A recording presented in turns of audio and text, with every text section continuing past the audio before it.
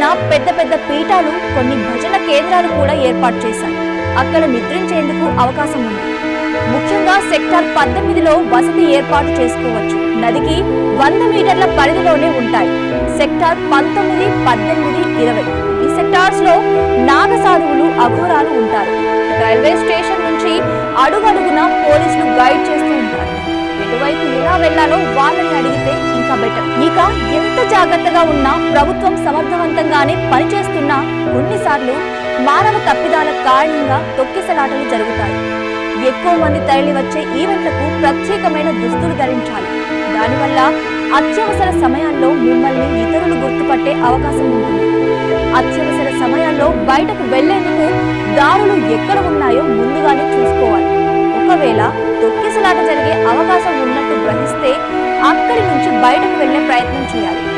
తల, మెడకు దెబ్బ తగలకుండా చూసుకోండి. వెళ్ళకిలా కాకుండా నేలపై ముఖం ఉండేలా వంగి ఉండాలి. వీలైనంత వరకు తిరిగి లేవడానికి ప్రయత్నించండి.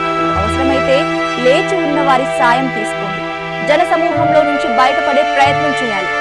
గుంపులో నలిగిపోకుండా కొన్ని జాగ్రత్తలు తీసుకోండి. ఎట్టి పరిస్థితుల్లోనూ కళ్ళు మూయకూడదు. శ్వాసకు ఇబ్బంది కలగకుండా చూసుకోవాలి. తొక్కిసలాటలో బోర్లా పడిన ఛాతీ భూమికి తగలకుండా చేతులతో కాపాడుకోవాలి. వెనుక నుంచి బలవంతంగా ఎవరైనా నెట్టినా ముందుకు వెళ్ళాలి. ఎట్టి పరిస్థితుల్లోనూ పడిపోకుండా జాగ్రత్త పడాలి.